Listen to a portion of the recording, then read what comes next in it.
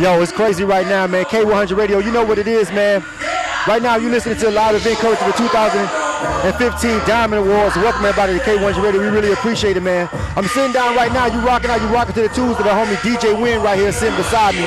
Winn, what's going on? What's happening with you, homie? Man, we just out here, man, you know, getting ready to kick off the Diamond Awards. Absolutely. I'm just out here cooling, you know. Out here working hard, man. Blessed to be around so many good people, man. You know, the industry, man, just so good to see it still going, you know? Absolutely, man. So how'd you end up hooking up with Bigger Rankin and becoming one of the DJs, somebody he's really rocking with like that? I mean, really, he just seen my grind. I know Bigger for like probably 15 years, you know what I'm saying? But at the time of me grinding and building my brand, my personal brand coming up, you know what I'm saying? It was only right to come get me and put me on the team and let's build. That's what's up, man. Well, I'm glad, man. We've been rocking out. I started the event coverage a little bit early. I wanted to make sure I go ahead and grab your interview because I know you can go up there doing your thing, and once they all take off, I ain't going to be able to grab you, you know what I'm saying? So I had to make sure I had to get this one in, you know what I'm saying? You got a lot of things that have been going on. You've been doing this for a long time. You got Winn Week. You do mixtapes. I saw a mixed DVD you gave me that was pretty dope, you know what I'm saying? All that stuff, man.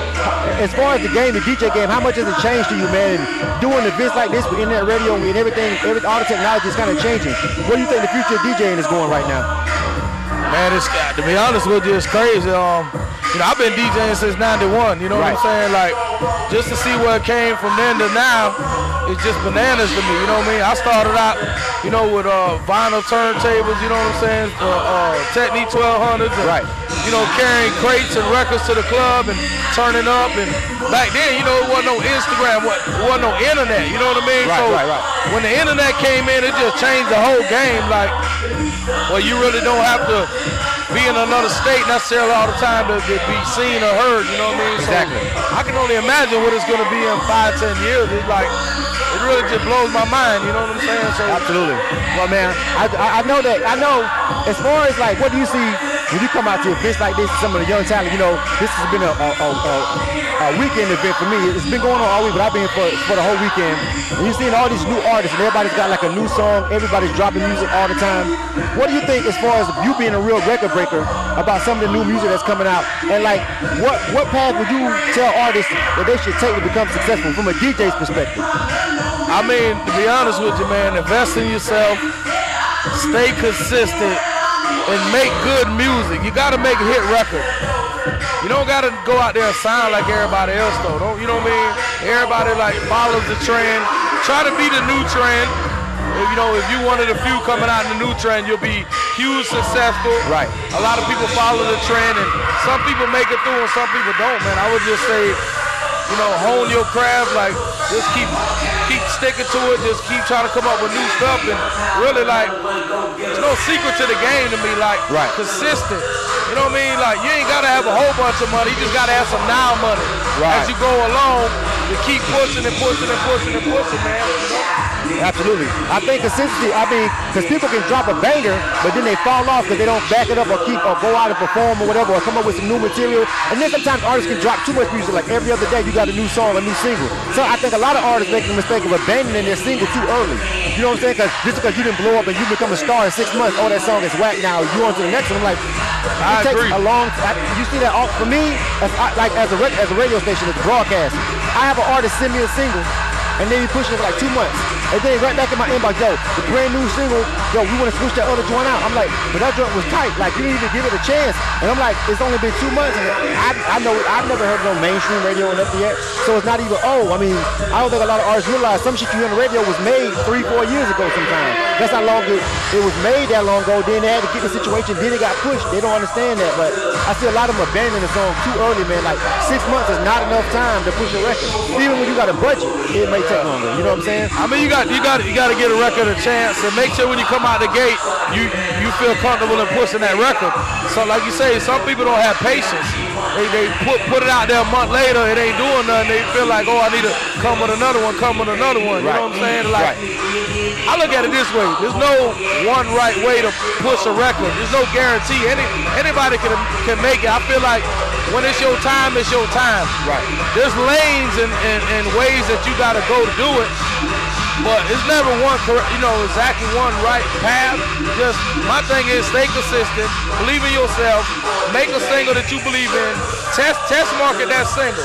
You know what I mean? Go in your city where you get 3 or 4 DJs you don't build relationships with.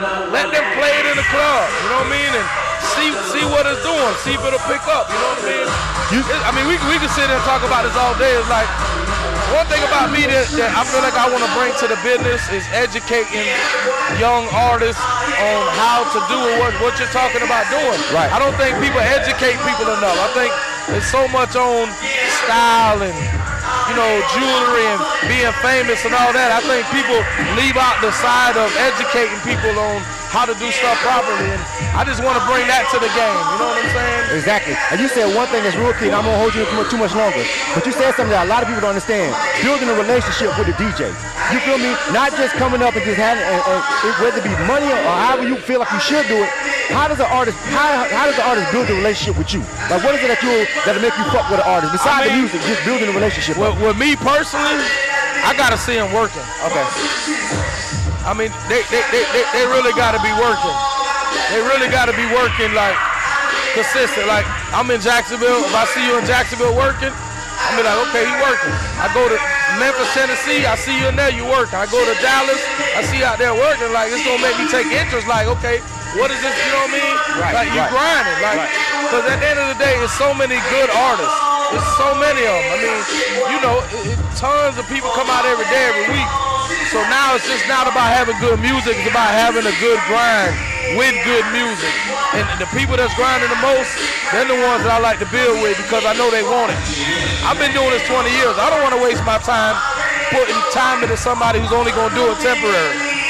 If I see you really, really serious, I'm going to give you that help.